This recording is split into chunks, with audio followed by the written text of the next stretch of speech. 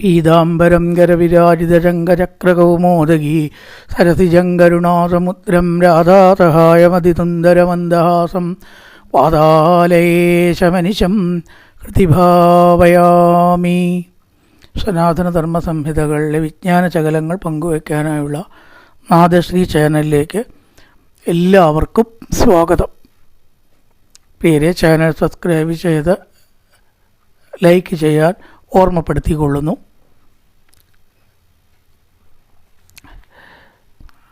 ഇവിടെ നവമസ്കന്ധത്തിൽ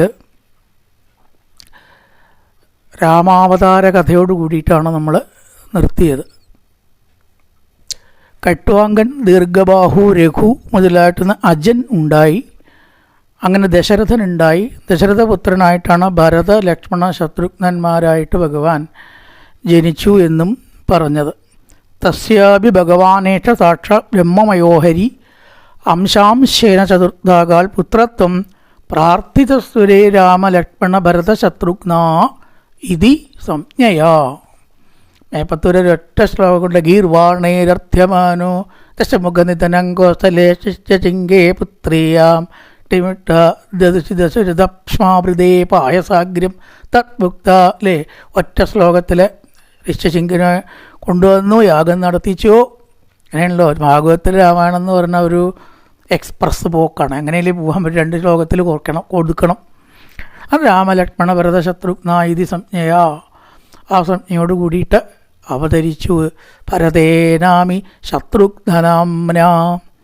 ചമ്പൂരാമായണത്തിൽ ഇതുപോലെ ഒരൊറ്റ ശ്ലോകം കേട്ടോ. ഉച്ചസ്തേ ഗ്രഹപഞ്ചകേ സുരഗുരൗ സെന്തോ നവമ്യാം തിഥോ ലഗ്നേ കർക്കടകേ പുനർവസയുധേ മേഷംഗതേ പൂഷണി നിർദക്തും നിഖില പലാശസമിധോ മേധ്യാ അയോധ്യാരണേർ ആവിർഭൂതമഭൂതപൂർവമപരം യക്കിഞ്ചിദേഹം മഹാ. അയോധ്യയിൽ ഇതിനു മുമ്പില്ലാത്ത വിധം ഒരു തേജസ് കാണപ്പെട്ടു. മുമ്പുണ്ടായിട്ടില്ല, ഉണ്ടാവാനും ഇടയ്ക്ക് പോകണില്ല എന്ന് പറയാം. അത്തരത്തിലൊരു തേജസ് കാണപ്പെട്ടു. 5 ഗൃഹം ഉച്ചത്തിൽ നിൽക്കുക. ഏറ്റവും നല്ല ജാതകം അതാണെന്നാണ്. ഉച്ചസ്ഥേ ഗ്രഹപഞ്ചകേ, ആ ഗ്രഹസ്ഥിതിയൊക്കെയാണ് വർണ്ണിച്ച 5 ഗ്രഹങ്ങൾ ഉച്ചത്തിൽ നിൽക്കുന്നതായിട്ട് സമയത്ത് കർക്കടകം ലഗ്നത്തിൽ പുനർവസു പൂയം ഇതില്ലേ ഇതായിട്ടതൊക്കെ ജ്യോതിഷപ്രകാരം എന്തിനു വേണ്ടിയിട്ടാണ് ഇവിടെ നിർദഗ്ധം നിഖില പലാശസമിതോ, എല്ലാ രാക്ഷസന്മാരെയും ഇല്ലായ്മ ചെയ്യാനായിക്കൊണ്ട് പലാശസമിതോ, പ്ലാശിൻ പൂവ് പോലെ. തേജസ്സുള്ളതൊക്കെ ചിലപ്പോൾ ഈ പ്ലാശിൻ പൂവ്, പലാശം പ്ലാശ അതിനോട് ഉപമിക്കും. പ്ലാശിൻ പൂവിനെ പോലെ, ആ പ്ലാശ് ഇങ്ങനെ പൂത്ത് നിൽക്കുകയാണെങ്കിൽ ആ തേജസ്സാണ് അല്ലേ. അതുപോലെ അയോധ്യയാകുന്ന കാട്ടിലാണല്ലോ പ്ലാശ് ഉണ്ടാവുക. അയോധ്യാരണേർ ആവിർഭൂതം അഭൂതപൂർവം അപരം, ഇതിനു മുമ്പൊരിക്കലും ഇല്ലാത്തതായ ഒരു തേജസ് കാണപ്പെട്ടു. അതാണ് രാമാവതാരം എന്നാണ് പറയണ. ഗുരുവർത്തേ തെക്തരാജ്യോ വ്യചരതനുവനം പത്മപദ്ഭ്യാം പ്രിയായ പാണിസ്പർശാക്ഷമാഭ്യാം മൃജിതപതരുജോ ഓഹരീന്ദ്രാനുജാഭ്യാം വൈരൂപ്യ ചൂർപ്പണക്യാ പ്രിയവിരകരുഷാരോപിതപ്രോ വിജൃംഭത്രത്താബ്ധിബദ്ധസേതോ കലതപദഹന കോസലേന്ദ്രോപതാന്ന. രാമാവതാരവും രാമകഥയും ഈ ലോകം ഉള്ളിടത്തോളം നിലനിൽക്കുന്നതാണ്. ഭൂമിയിൽ മലകളും പുഴകളും മഴയും എത്ര കാലമുണ്ടോ അത്ര കാലം നിലനിൽക്കും. ഇതൊക്കെ ഏത് കാലത്തും ഉണ്ടാവും ഇല്ലേ. അപ്പോൾ രാമായണവും ഏത് കാലത്തും എന്നാണ്. ഓരോരുത്തർ എങ്ങനെയൊക്കെ പറയണു എന്നുള്ള വ്യത്യാസമേ ഉള്ളൂ. കഥ ഒന്നാണെങ്കിലും അതിന് ഓരോന്നിനും വ്യത്യസ്തമായ സൗന്ദര്യങ്ങളുണ്ട്. ഇപ്പം തുളസീദാസ രാമായണം വേറൊരു രീതിയിലാണ് പോവുക. അതിലാണ് ഈ ഹനുമാൻ ചാലിസയും ഹനുമാൻ പ്രത്യേക പ്രാധാന്യം കൂടെ അദ്ദേഹത്തിൻ്റെ ചില വിവരണങ്ങളും ചില പ്രത്യേക ചേർക്കലുകളൊക്കെ ഉണ്ട് എന്നാണ്. എല്ലാറ്റിലും ഇല്ലാത്തൊക്കെ ചിലത് ചേർക്കലും കൂട്ടലും ഓരോ ആൾക്കാർ എഴുതുമ്പോഴും അതുണ്ടാവും. അത്രേ അത്ഭുതപ്പെടാനൊന്നുമില്ല, അത് കവിയുടെ സ്വാതന്ത്ര്യമാണെന്നാണ്. അധ്യാത്മരാമായണത്തിലിപ്പോൾ ശരിക്കും പറയുകയാണെന്ന് വെച്ചാൽ സംസ്കൃതം അധ്യാത്മരാമായണത്തിൽ ഈ ആദിത്യ കവചം ഇല്ല. സംസ്കൃത അധ്യാത്മരാമായണത്തിൽ ആദിത്യ ഹൃദയം മന്ത്രം പറഞ്ഞിട്ടില്ല. അപ്പം അധ്യാത്മരാമായണം മലയാളത്തിലേക്ക് ആക്കിയപ്പോൾ എഴുത്തച്ഛൻ അത് ചെയ്തു. സൂര്യൻ്റെ പല പേരുകൾ പറഞ്ഞ് ഇല്ലേ, ആദിത്യൻ്റെ ആ പേരൊക്കെ പറഞ്ഞ് നമോ നമ നമോ നമ പക്ഷെ അത് നല്ല ഒരു ചേർക്കലാണെന്നാണ് പറയുന്നത് എല്ലാവരും. അധ്യാത്മരാമായണം സംസ്കൃതത്തിൻ്റെ തർജ്ജമയാണ് കേട്ടോ. വാൽമീകി രാമായണത്തിൻ്റെ തർജ്ജമയല്ല തുഞ്ചത്തെഴുത്തച്ഛൻ്റെ. അപ്പോൾ ആ അധ്യാത്മരാമായണം മൂലത്തിൽ ആദിത്യ ഹൃദയമില്ല. അതെന്തേ ചോർന്നു പോയേന്ന് നിശ്ചയില്ല. ആത്മീയ രാമായണത്തിലുണ്ട്, രാമായണത്തിലാണ് ഉള്ളത്. അപ്പം എന്തുകൊണ്ട് അധ്യാത്മരാമായണത്തിൽ അതില്ല നിശ്ചയില്ല. പക്ഷേ എഴുത്തച്ഛൻ എന്ത് ചെയ്തു? വളരെ യുക്തിപൂർവം അത് എഴുതി ചേർത്തു. അപ്പോൾ കവിയുടെ യുക്തി എന്ന് പറഞ്ഞാൽ നല്ലതല്ലേ? കവിത യുക്തി എന്ന് പറഞ്ഞാൽ തീർച്ചയായിട്ടും നല്ലതാണ്. ആദിത്യഹൃദയം വളരെ പ്രധാനപ്പെട്ടൊരു സംഗതിയാണ്. അത് മൂലത്തിൽ വിട്ടാലും ഞാൻ ചേർക്കുകയാണ്. അതുകൊണ്ട് എഴുതിയതുകൊണ്ട് അദ്ദേഹത്തിന് ഇപ്പോൾ ഒരു കുറവൊന്നും വന്നിട്ടില്ല, ആ ഗ്രന്ഥത്തിന് ഒരു കുറവ് വന്നിട്ടില്ല. അപ്പോൾ ഓരോ ഗ്രന്ഥകാരൻ രാമായണം പറയുമ്പോഴും രചിക്കുമ്പോഴും ചില വ്യത്യാസങ്ങൾ. ഭാഗവതത്തിലത്തെ രാമായണം എന്ന് പറഞ്ഞാലോ അതിന് അതിൻ്റേതായ ഒരസ്തിത്വമുണ്ട്, ഒരു പ്രത്യേകതയുണ്ട്. നോക്കൂ, ഈ ഒരൊറ്റ ശ്ലോകത്തിൽ രാമായണം പറഞ്ഞിരിക്കണു.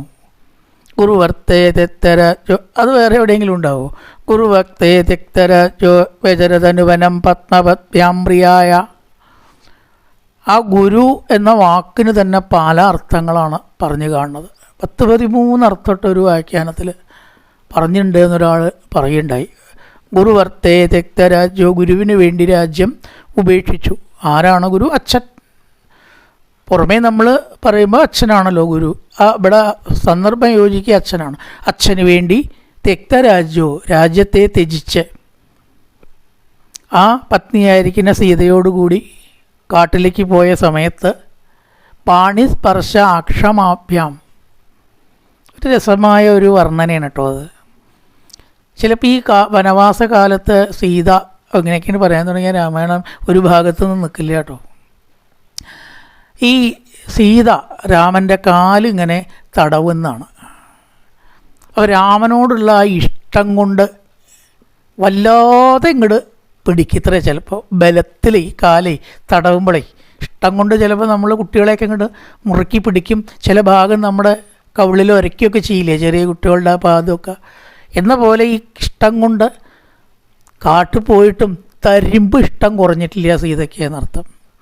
രാജ്യം പോയി ഇല്ലേ, എല്ലാം പോയി, എന്നാലും ആര് പോയിട്ടില്ല? രാമൻ പോയിട്ടില്ല. അത് മതി സീതയ്ക്ക്.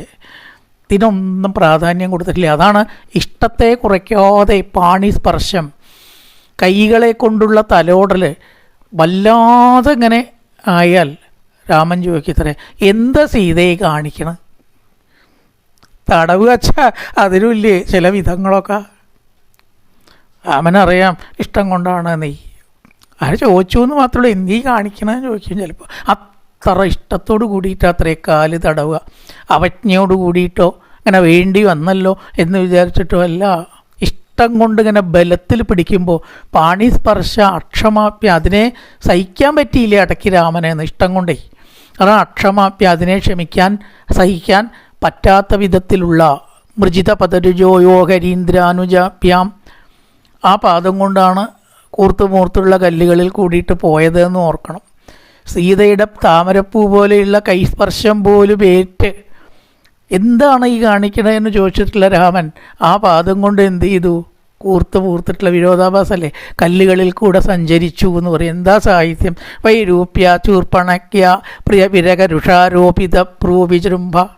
അതിന് ചേട്ടാ ഒരൊറ്റ ശ്ലോകം തന്നെ മതി എന്നാണ് മണിക്കൂർ കണക്കിന് പറയാൻ വേണച്ചാൽ. വൈരൂപ്യ ശൂർപ്പണയ്ക്ക, വനവാസത്തിന് പോയ സമയത്ത് ശൂർപ്പണയ്ക്ക് വൈരൂപ്യം വരുത്തി. കാരണങ്ങളൊന്നും ഇവിടെ പറയുന്നില്ല, കാരണം എല്ലാവർക്കും അറിയാവുന്നുള്ള നിലയ്ക്കാണ് അല്ലേ. രാമനോടും ലക്ഷ്മണനോടും വിവാഹാഭ്യർത്ഥന നടത്തിയതിനെ തുടർന്ന് ലക്ഷ്മണൻ കോപിച്ച് വൈരൂപ്യം വരുത്തി. തുടർന്ന് എന്തുണ്ടായി? സീതാപഹരണം ഉണ്ടായി. പ്രിയ വിരകരുഷാരോപിത പ്രൂവിചുംബ, പ്രിയ വിരകരുവ, ആ പ്രിയ ആയിരിക്കുന്ന സീത അപഹരിക്കപ്പെട്ടതിൽ എന്തുണ്ടായി? ഋഷാരോപിത പ്രൂവിചുംബ, കോപിതനായിക്കൊണ്ട് സമുദ്രത്തിനോട് വഴി ചോദിച്ചു. എന്തൊക്കെ ഒരു ശ്ലോകത്തിൽ കൊടുത്തിരിക്കണം. യുദ്ധകാണ്ഡമായി ഇവിടെ. തുടക്കം ബാലകാണ്ഡത്തിൽ നിന്നാണ്, യുദ്ധകാണ്ഡ ആവല് കഴിഞ്ഞു. ഒരൊറ്റ ചോദ്യമാണ്, വഴി തരുമോ സമുദ്രമേ എന്ന് ചോദിച്ചപ്പോൾ സമുദ്രം ഒന്നിങ്ങനെ മടിച്ചു എന്നാണ്. അങ്ങനെയൊക്കെ പാടുമോ ഭഗവാനെ? ഇത് കൂടെ വഴി തരിക എന്ന് പറഞ്ഞാൽ അങ്ങിപ്പോൾ മനുഷ്യനല്ലേ, മനുഷ്യ അവതാരത്തിൽ മനുഷ്യനെ പോലെ പെരുമാറുന്ന ഒരു മനുഷ്യൻ വന്ന് വഴി ചോദിച്ചാൽ, പലരും വന്ന് ചോദിച്ചാലും ഞാൻ കൊടുക്കണ്ടേ? എന്നൊരു ചോദ്യം ചോദിച്ചതേ ഉള്ളൂ. ലക്ഷ്മണ ആഗ്നേയാസ്ത്രം എടുക്കൂ. ഇനി ചോദ്യമൊന്നുമില്ല. ഇവൻ്റെ സംശയം ഇപ്പം ഞാൻ തീർത്തു തരാം. ഒരു തുള്ളി വെള്ളം ഈ സമുദ്രത്തിൽ ബാക്കി വെക്കാണ്ട് ഞാൻ വറ്റിക്കും. എന്നിട്ടേ ഉള്ളൂ വേറെ കാര്യം. ഇതിങ്ങോട്ട് കേട്ടപ്പോൾ ഭഗവാൻ ആ ശാന്തഭാവമൊക്കെ അങ്ങോട്ട് മാറി, ക്ഷത്രിയ ഭാവം ഇങ്ങോട്ട് വന്നു എന്നാണ്. കലങ്ങിയ കണ്ണുകളോട് കൂടിയിട്ട് വിറയ്ക്കുന്ന ശരീരത്തോട് കൂടിയിട്ടാണ് ലക്ഷ്മണനോട് ആഗ്നേയാസ്ത്രങ്ങൾ എടുക്കാൻ പറഞ്ഞത്. കൊണ്ടുപോവാ ലക്ഷ്മണ വില്ലും ശരങ്ങളും. സമുദ്രദേവൻ അങ്ങോട്ട് വേർത്ത് പേടിച്ച് പൂച്ചയെ കണ്ട എലിയെ പോലെ എന്നൊരൊറ്റ നമസ്കാരം. സർവേശ്വര, എനിക്കൊരു സംശയം, തെറ്റുപറ്റിപ്പോയി, ക്ഷമിക്കണം. അങ്ങയോട് പറയാൻ ഈ ലോകത്തിൽ ആരാളുള്ളത്? ത്രൈലോക്യത്തിൽ ആരെങ്കിലും ഉണ്ടോ? എത്ര വഴിയാണ് വേണ്ട ചടുത്തോളൂരും പറഞ്ഞ് ഭ്രൂവിജൃംഭ പുരികക്കൊടി ദേഷ്യം വന്നിട്ട് ഇങ്ങോട്ട് കാണിച്ചേ ഉള്ളൂ. ഒന്നും അവിടെ ആക്രമണമൊന്നും ഉണ്ടായിട്ടില്ല. അപ്പോഴേക്കെന്നെ സമുദ്രദേവൻ പകുതി മുക്കാലുമായി കഴിഞ്ഞിരിക്കണം. അങ്ങനെ ഭ്രൂവിജൃംഭ, ഏതൊരാളുടെ ഭ്രൂവിജൃംഭത്തിലാണോ പുരികക്കൊടി ഒന്നിങ്ങനെ ചുളിച്ചപ്പോഴാണോ ത്രസ്താബ്ധി സമുദ്രം അങ്ങനെ പേടിച്ച് വിറച്ചത്.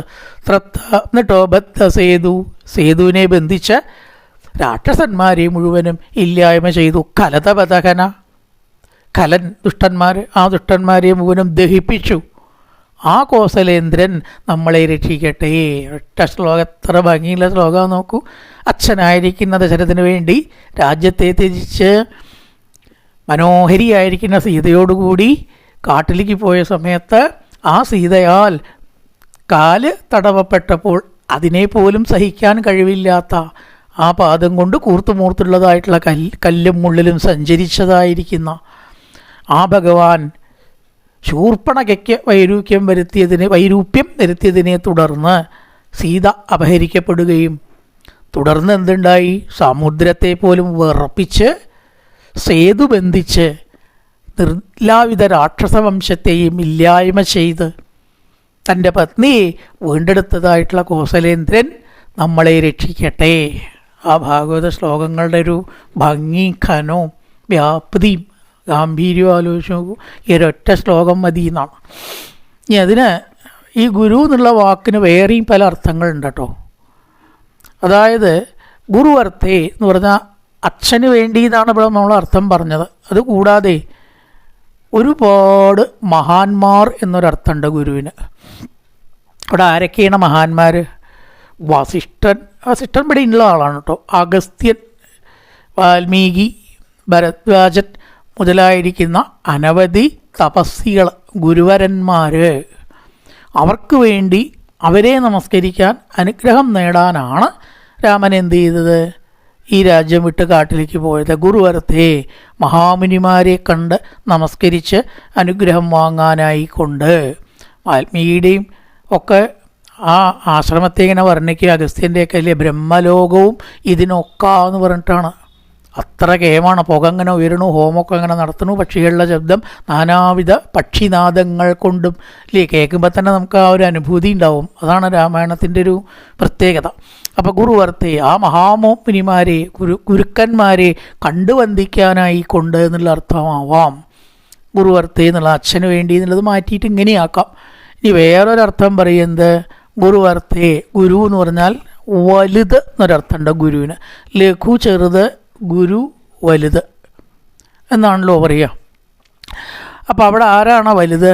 ഹനുമാൻ എന്ന വലിയ ഒരു നിധിയെ കിട്ടാൻ വേണ്ടി, ഹനുമാൻ എന്ന വമ്പിച്ച ഭക്തിയുടെ ആ ഒരു കാഴ്ചപ്പാടിൽ നോക്കുമ്പോൾ ഹനുമാൻ വളരെ വലിയ ആളാണ്, വളരെ വലിയ ഒരു നിധിയാണ് അല്ലേ. വലിയ ഭഗവാനെ ഏറ്റവും വലുത് എന്താ അറിയോ? ഭക്തനാണ്. ഭക്തനെ പോലെ മഹാത്മ്യമുള്ളത് വേറെ ഒന്നുമില്ല. ഭഗവാനെ സംബന്ധിച്ച് വലിയ നിധിയാണ് ഭക്തൻ. അപ്പോൾ ആ വലിയ നിധിയെ കിട്ടാനായിക്കൊണ്ട് ചെറിയ സംഗതിയായിട്ടുള്ള രാജ്യം കണ്ടോ. ഭക്തനെ അപേക്ഷിച്ച് നോക്കുമ്പോൾ ഭഗവാന് ഒന്നുമല്ല ഈ രാജ്യം, ഭക്തിക്കാണ് അവിടെ പ്രാധാന്യം. അപ്പോൾ ആ ഹനുമാനെ കിട്ടാനായിക്കൊണ്ട് ഗുരുവർത്തെ രാജ്യത്തെ ത്യജിച്ചതായിട്ടുള്ള കോസലേന്ദ്രൻ നമ്മളെ രക്ഷിക്കട്ടെ എന്നാണ്. അങ്ങനെ എത്രയോ അർത്ഥങ്ങളുണ്ട് എന്നാണ് പറയണത്. ഭാഗവത ശ്ലോകങ്ങൾക്കൊക്കെ പല അർത്ഥങ്ങളുണ്ട് എന്നാണ് കേട്ടോ പറയണത്. ഏതായാലും ആ അവതാരത്തെ അങ്ങോട്ട് പറഞ്ഞു വെച്ചതിന് ശേഷം വിശ്വാമിത്രധുരേണ മാരീച്യാദ്യ നിശാചര പശ്യതോ ലക്ഷ്മണസേവ ഹതാ നൈഋത പുങ്കവാഹ. വിശ്വാമിത്രൻ്റെ ആ യാഗം സംരക്ഷിക്കാൻ വേണ്ടിയിട്ട് രാക്ഷസന്മാരിൽ പ്രധാനികളായിരിക്കുന്ന മരീചൻ മുതലായിട്ടുള്ളവരെയൊക്കെ വളരെ ഓടിച്ചു. ആദ്യം വധിച്ചിട്ടില്ല, പിന്നീട് മാരീചനെ വധിക്കുകയും ചെയ്തു ഇല്ലേ. ഫസ്റ്റിൽ ഫുട്ബോൾ തട്ടുന്ന പോലെ ഒരു തട്ടുക ചെയ്ത് മാരീചനെ. വിശ്വാമിത്രൻ്റെ യാഗം മുടക്കാൻ വേണ്ടി വന്ന മാരീചനെ കാലുകൊണ്ടൊരു തൊഴി കൊടുത്തു ഭഗവാൻ എന്ന് പറയുകയാണ്. കുറേ കിലോമീറ്റർ ദൂരം ടിക്കറ്റ് ഇല്ലാതെ യാത്ര ചെയ്യാൻ മാരീചന് സാധിച്ചു. ടിക്കറ്റ് എടുക്കേണ്ടി വന്നില്ല എന്നാണ് പറയുന്നത്. പിന്നീടാണ് മാരീചനെ മായാമാനായിട്ട് വരുമ്പോൾ വധിക്കണത് കേട്ടോ. അങ്ങനെ പശ്യതോ ലക്ഷ്മണ സേവ ഹതാ നൈഋത പുങ്കവ. പിന്നീട് കാട്ടിൽ വെച്ച് ആ നിശാചരന്മാരെ വധിക്കുകയും ചെയ്തു. അങ്ങനെയുള്ളതായിരിക്കുന്ന രാമൻ നമ്മളെ രക്ഷിക്കട്ടെ. ഈ കോസലേന്ദ്രോപതാന്ന എന്ന വാക്ക് എല്ലാ ശ്ലോകത്തിനും ചേർക്കണം. അത് സംസ്കൃതത്തിലൊരു ശൈലിയാണ്, പ്രത്യേകതയാണ്. അങ്ങനെയുള്ള കൗസലേന്ദ്രൻ നമ്മളെ രക്ഷിക്കട്ടെ. ഈ ശ്ലോകത്തിലും എല്ലാ ശ്ലോകത്തിലും ഇവിടുന്ന് അങ്ങനെയുള്ള ശ്ലോകങ്ങളിലൊക്കെ അത് ചേർക്കണം എന്നാണ്. യോ ലോകവീരസമിതോധനുരേശമുഗ്രം സീതാസ്വയംവല ഗൃഹേത് ശതോപനീതം ആദായ ബാലഗജലീലൈവേഷ്വേഷ്ടിം സജ്ജീകൃതം നൃപ വികൃഷ്ടബഞ്ചമധ്യേ. ഇനി അടുത്തതായിട്ട് വിശ്വാമിത്രൻ ഒരുപാട് കഥകളൊക്കെ പറഞ്ഞു കൊടുത്തുകൊണ്ട് കാട്ടിൽ രാമായണം അപ്പം നമ്മൾ വാൽമീകി പറഞ്ഞുകൊണ്ടിരിക്കുകയാണ്.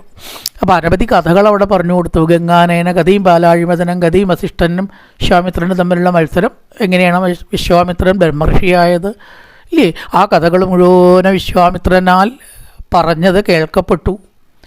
അങ്ങനെ അതിനുശേഷം എന്ത് ചെയ്തു? മിഥിലയിലേക്ക് പോയിട്ട് സീതാ സ്വയംവര ഗൃഹേ തിശതോപനീതം ആദായ ബാലഗജലീലൈവേഷ്ടിം. ഒരു സംഖ്യ ഇവിടെ 300 എന്ന് പറഞ്ഞു എന്നേ ഉള്ളൂ. ഈ സംഖ്യയ്ക്കൊന്നും വലിയ പ്രാധാന്യം കൊടുത്ത് അതിമ്പിൽ പിടിക്കണ്ട. ഇവിടെ പറഞ്ഞു ത്രിശതോപനീതം, 300 ആളുകളാൽ കൊണ്ടുവരപ്പെട്ടതായിരിക്കുന്ന വില്ല്. അവിടെ 10,100,000 എന്നാണല്ലോ പറഞ്ഞത്, വേറെ ദിക്കിൽ 5,000 എന്നാണല്ലോ. എന്തോ ആയിക്കോട്ടെ, അത് വിഷയമല്ലല്ലോ. ഒരു കാര്യം ഉറപ്പാണ്, സാധാരണ ഒരാൾക്ക് എടുക്കാൻ പറ്റില്ല. എടുത്താൽ മതി. സാധാരണ ഒരാൾക്ക് പൊന്തിക്കാൻ പറ്റാത്തതായിരിക്കുന്ന വില്ല്, ത്രംബകം എന്നതായിരിക്കുന്ന വില്ല് ഏതുപോലെ ബാലഗജലീലൈവ, ഒരാന ചെറുതായിട്ടുള്ള കരിമ്പ് ഇങ്ങോട്ട് എടുക്ക് പൊട്ടിക്കണ പോലെയെന്ന്. ആനയ്ക്ക് കരിമ്പ് പൊട്ടിക്കാൻ വല്ല പ്രയാസമുണ്ടോ? അതായ ബാലഗജലീലൈവ ഇക്ഷും. ഇക്ഷു എന്ന് പറഞ്ഞാൽ കരിമ്പിൻ്റെ തണ്ട് ആന ഒടിക്കുന്നത് പോലെ അനായാസേന ആ വില്ല് സജ്ജീകൃതം നൃപ. പരീക്ഷിത്തെ അതിനെ വലിച്ചു കെട്ടി, ഞാണ് കൂട്ടി കെട്ടി എന്ന് പറയുകയാണ്. വികൃഷ്യഭഞ്ചമധ്യേ, അനവധി രാജാക്കന്മാരുടെ മധ്യത്തിൽ വെച്ച് കീർത്തിയുണ്ട്. അതാണ് അവിടെ പ്രാധാന്യം. അനവധി രാജാക്കന്മാരുടെ മുമ്പാകെ തന്നെ ചെയ്ത ആരെങ്കിലും കാണുമോ? അനവധി രാജാക്കന്മാർ പരിശ്രമിച്ചിട്ട് പരാജയപ്പെട്ടതായിരിക്കുന്ന ആ വില്ലിനെ നിഷ്പ്രയാസം ബഭഞ്ചമധ്യേ, ആ രാജാക്കന്മാരുടെ ഇടയിൽ വെച്ചിട്ട് ആനകരിമ്പിനെ എന്ന പോലെ ഭഗവാൻ ഭഞ്ജിച്ചു എന്ന് പറയണം. എന്നിട്ടോ ജിത്വനുരൂപ ഗുണശീലവയോങ്കരൂപാം സീതാപിതാം ശിവപുരസ്സവിലബ്ധമാനാം മാർഗേ വ്രജൻ ഭൃഗുപതേർവനയർപ്രരൂഢം ദർപ്പം മഹീം അഗതയർത്രിരാജബീജാം. ശ്ലോകം ചൊല്ലി പറയുമ്പോഴത്തെ ഒരു സുഖമുണ്ടല്ലോ, അതല്ലാതെ പറഞ്ഞാൽ കിട്ടില്ല. നമ്മൾ ഗതിയായിട്ട് അതുകൊണ്ടാട്ടോ ചെല്ലണത്. സമയം പോയാലും ഇപ്പം എന്താ ഇപ്പം ഇത്ര സമയത്ത് തീർത്തോളണം എന്നൊന്നുമില്ലല്ലോ.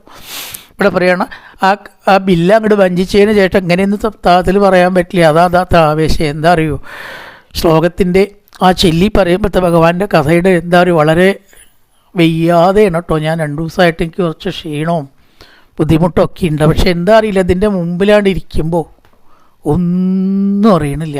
ഇവിടുന്ന് വരണ ഉത്സാഹം നിശ്ചയില്ല. അപ്പോൾ ആ ഒരു സന്തോഷം പറയാമെന്ന് മാത്രമേ ഉള്ളൂ. ഭഗവാന്റെ കഥ പറയുമ്പോൾ ആ വയ്യ ശരീരത്തിനുണ്ടാവും, കണ്ണിന് ചിലപ്പോൾ തോന്നുന്നുണ്ടാവും എന്നല്ലാണ്ട് മനസ്സിന് ആ ഉത്സാഹം. അതാണ് ഭഗവാന്റെ കഥയ്ക്കുള്ള ആ ഒരു പ്രത്യേകത പറയുകയാണ്. ജിത്വാനുരൂപ ഗുണശീലവയോങ്കരൂപാം സീതാപിതാം ശിയപുരസ്യ വിലബ്ധമാനാം. സീത എന്ന് പറഞ്ഞാൽ ആരാ? ജനകൻ്റെ പുത്രി മാത്രമല്ല, തൻ്റെ മാറത്തുള്ളതായ ലക്ഷ്മി ദേവിയുടെ അവതാരാംശമാണ് സീത. അതാണ് അവിടെ ഷിയം ഉരസി. ഉരസ് എന്ന് പറഞ്ഞാൽ മാറ്, തൻ്റെ മാറത്തുള്ളതായിരിക്കുന്ന പ്രതീകമായിരിക്കുന്നത് ഒരു അവതാരമായിട്ട് വന്ന ആ ലക്ഷ്മിയെ സീതാപിതാം, സീത എന്ന പേരുള്ളതായിരിക്കുന്ന ആ സീതയെ സ്വീകരിച്ചു എന്ന് പറയാണ്. അങ്ങനെ വില്ല് ഭഞ്ചിച്ചിട്ട് സീതാസ്വയംവരാണ്ട് കഴിഞ്ഞു. മാർഗേ വ്രജം ഭൃഗുപതേർവനയർപ്രരൂഢം ദർപ്പം മഹീം അകൃതയർ ത്രിരാജബീജാം. എന്ത് ചെയ്തു? മാർഗേ വ്രജൻ, സീതയോടുകൂടി ലക്ഷ്മണൻ, അതുപോലെ തന്നെ ഭരതൻ, ശത്രുഘ്നൻ, ഇവരൊക്കെ മാണ്ഡവി, ശുതകീർത്തി, ഊർമിള ഇല്ലേ, 4 കന്യകമാർ എനിക്കുമുണ്ട്, 4 പുത്രന്മാർ നിനക്കുമുണ്ട് കൊടുപ്പാനായിക്കൊണ്ട് എന്നൊക്കെ എഴുത്തച്ഛൻ ഭംഗിയാക്കിയിട്ടുണ്ട് കേട്ടോ. എഴുത്തച്ഛൻ്റെ രാമായണത്തിനുള്ള പ്രത്യേകത എന്താ വെച്ചാൽ എവിടെ വെച്ചിട്ടോ അതിനൊരു അനുഗ്രഹം കിട്ടിയിട്ടുണ്ട് അത്രേ. മൂലകൃതി സംസ്കൃത അധ്യാത്മരാമായണത്തേക്കാൾ ഈ കൃതിക്ക് പ്രചാരം കിട്ടും. ഇവിടുന്ന് ഒരു അനുഗ്രഹം മൂകാംബിയിൽ വെച്ചിട്ട് അങ്ങനെ കഥ പറയും, കഥ തോന്നണില്ല. അത് ശരി തന്നെയാണ്. അപ്പം അധ്യാത്മരാമായണം സംസ്കൃതം ആർക്കെങ്കിലും അറിയുന്നേ ചെയ്യുമോ ചോദിച്ചാൽ വളരെ ആൾക്കാർ അറിയണില്ല. അറിയണവർക്ക് അറിയാവുന്നേ ഉള്ളൂ. അങ്ങനെ ഒരു സംസ്കൃതം ഉണ്ടോ? വാൽമീകി രാമായണം അല്ലാണ്ടേ ഉണ്ട്, അത് പലർക്കും അറിയില്ല. അപ്പോൾ ഏതിനാ പ്രചാരം കിട്ടിയേ? അധ്യാത്മരാമായണം കിളിപ്പാട്ടിനാണ്. സാധാരണ ഒരു തർജ്ജമയല്ല, അത്രയധികം വൈശിഷ്ട്യം അതിനുണ്ട് എന്നാണ് പറയണത്. ഒരു രാത്രി കൊണ്ട് അത്രയും അത് എഴുതിയത്. സരസ്വതീ ദേവിയുടെ അനുഗ്രഹം കൊണ്ടേ തുഞ്ചത്തെഴുത്തിനൊക്കെ ആരാന്ന് ആലോചിച്ചു. ഒറ്റ രാത്രി കൊണ്ട് എഴുതിയതെന്നാണ് ഐതിഹ്യവും കഥയായിട്ട്. അപ്പം എന്തായാലും 4 കന്യകമാർ ഉണ്ട്. ആ കന്യകമാരെയൊക്കെ വിവാഹം കഴിച്ചു കൊടുത്തു. ഇവിടെ ജാതകം ഒന്നും നോക്കിയിട്ടില്ല കേട്ടോ. നമ്മളല്ലേ 100 ജാതകം നോക്കിയിട്ട് ഇതിൻ്റെ പിന്നാലെ പോണത്. അന്നത് ജാതകം നോക്കിയിട്ടുണ്ടോ? ആലോചിച്ച് നോക്കൂ. അപ്പോൾ ഒറ്റ മനസ്സോടുകൂടി ഈശ്വരൻ്റെ അർപ്പിതമായിട്ട് ഈശ്വരന് കളയാൻ പറ്റാത്ത നിർഭാഗ്യമൊന്നുമില്ല, ഒന്നും അവിടെ ഉണ്ടാവില്ല. അതുകൊണ്ട് ചില ആൾക്കാർ ദുർവ്യാഖ്യാനം ചെയ്യും. എന്നിട്ട് സീത കാട്ടിലേക്ക് പോകേണ്ടി വന്നില്ലേ രാജ്യം, അതൊക്കെ ദുർവ്യാഖ്യാനം എന്നാണ് അതിന് പറയേണ്ടത്. കാട്ടിലേക്ക് പോയതുകൊണ്ട് എന്ത് ദോഷം പറ്റി അത് നോക്കൂ, അതാ ചിന്തിക്കേണ്ട. കാട്ടിലേക്ക് പോയി ശരി തന്നെ, രാജ്യവും ഭരിച്ചിരിക്കണ എത്രയോ രാജാക്കന്മാരുണ്ട് അവിടെ, അവരുടെ പേര് പോലും ഒന്നും ഓർക്കണില്ല. ഉണ്ടോ? രാമൻ്റെ പേരൊന്നും ഓർക്കണ്ട. കാട്ടിൽ പൊക്കോട്ടെ, നരകത്ത് പൊക്കോട്ടെ. സീതയ്ക്ക് കുഴപ്പമുണ്ടോ? രാമന് കുഴപ്പമുണ്ടോ? ഒരു കുഴപ്പമുണ്ടായിട്ടില്ല. അപ്പോൾ ജാതകമൊന്നുമല്ല എല്ലാറ്റിനേക്കാട്ടിലും വലുത്. ഇപ്പം നോക്കണം വെച്ചാൽ പ്രധാനപ്പെട്ട ചിലതൊക്കെ നോക്കിക്കോളൂ. ആയുസ്സിന് കുഴപ്പമുണ്ടോ ഒക്കെ നോക്കാം. ആയുസ്സിന് കുഴപ്പമുണ്ടോ, ദശാസന്ധി ഉണ്ടോ, അങ്ങനെ ചില സംഗതികൾ എന്നല്ലാണ്ട് ഈ ജാതകം ഇങ്ങനെ സൂക്ഷ്മമായിട്ട് നോക്കേണ്ടതില്ല എന്ന് പാഞ്ചാലി സ്വയംവരം രുക്മിണി ജാതകം നോക്കിയിട്ടുണ്ടോ? പാഞ്ചാലി ജാതകം നോക്കിയിട്ടുണ്ടോ? ഇവിടെ സീത ജാതകം നോക്കിയിട്ടുണ്ടോ? അപ്പോൾ പഴയ കാലത്ത് ഇങ്ങനൊരു സമ്പ്രദായം വിവാഹത്തിനില്ല എന്ന് നമുക്ക് എടുക്കാം. മാർഗേ വ്രജം ഭൃഗുപതി പരശുരാമൻ വഴിക്ക് കണ്ടു. അവസാനം പരശുരാമൻ്റെ മുമ്പിൽ ദശരഥൻ നമസ്കരിച്ചു, കുട്ടികളെ ഉപദ്രവിക്കരുത്, വിവാഹം കഴിഞ്ഞിട്ട് മടങ്ങണ സമയത്ത് എന്നൊക്കെ പറഞ്ഞ് അവസാനം ഭഗവാന്റെ മഹാത്മ്യം മനസ്സിലാക്കിക്കൊണ്ട് ആ പരശുരാമൻ എന്തു ചെയ്തു? ശ്രീരാമനെ നമസ്കരിച്ചു. ദർപ്പം മഹിം അഗതയ ത്രിരാജബീജാം.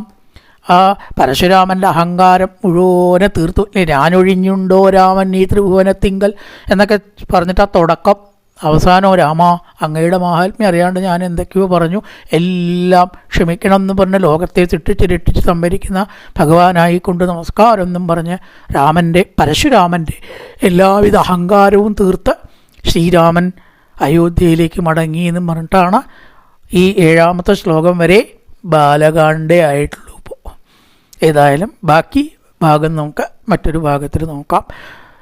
കായേന വാചാ മനസേന്ദ്രിയൈർവാ ബുദ്ധ്യാത്മനാ വാ പ്രകൃതേ സ്വഭാവാൻ കരോതി യത്യസ്തകലം പരസ്മൈ നാരായണായേതി സമർപ്പയാമി. ഓം പൂർണ്ണമദ പൂർണ്ണമിദം പൂർണ്ണാൽ പൂർണ്ണമുദച്യതേ പൂർണ്ണസ്യ പൂർണ്ണമാദായ പൂർണ്ണമേവാവശിഷ്യതേ. ഓം ശാന്തി ശാന്തി ശാന്തി. ഹരി ഓം ശ്രീ ഗുരുഭ്യോ നമഃ. ഹരി ഓം.